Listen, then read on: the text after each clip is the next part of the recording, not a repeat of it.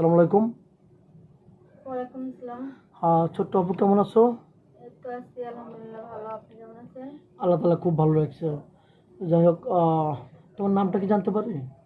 আমার নাম বৃষ্টি। বৃষ্টি। তোমার দেশের বাড়ি কোথায়?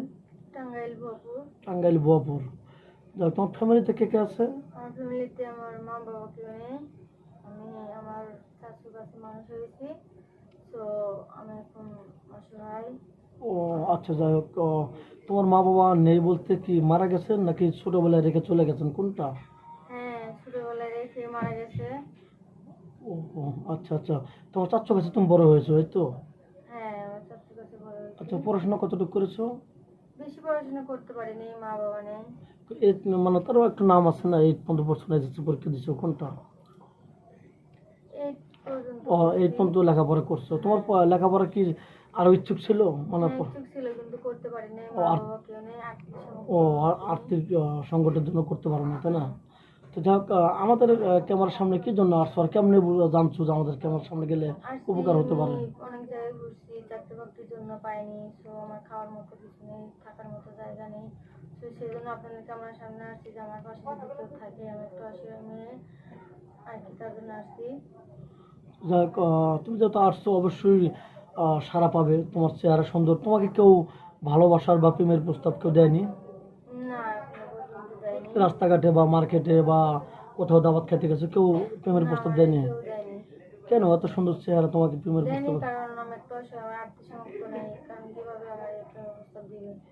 মানে তুমি বলতে চাচ্ছো যে যার টাকা নাই এই যুগে তার আমার কোনো এই দাম যুগে নেই? তার ভালোবাসা নেই। মানে চেহারা দেখে না নাকি? না না, টাকা চেহারাতেও থাকলে পরে? ভালোবাসা হয় না ও, যাই হোক, এই যুগে। তুমি যে আসছো, কোনো প্রবাসী ভাই তোমাকে বিয়ে করে যদি বাইরে নিয়ে যেতে চায়, তুমি কি যাবে?